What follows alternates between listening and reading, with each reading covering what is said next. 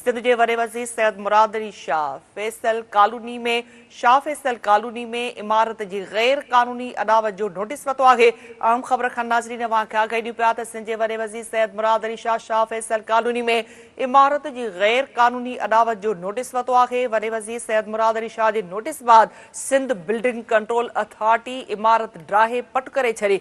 वॾे वज़ीर जो चवणु आहे त कंहिंखे बि कानून टोड़ण ऐं ज़ाब्तनि जी भञकड़ी जी इजाज़त न ॾिनी वेंदी।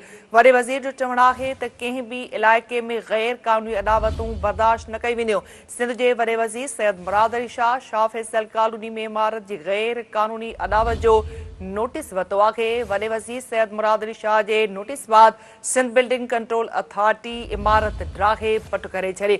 वॾे वज़ीर जो चवणु आहे त कंहिंखे बि कानून टोड़ण ऐं ज़ाब्तनि जी भञकड़ी जी इजाज़त न ॾिनी वेंदी। हुन चयो त कंहिं बि इलाइक़े में गैर कानूनी अदावतूं बर्दाश्त न कई वेंदियूं।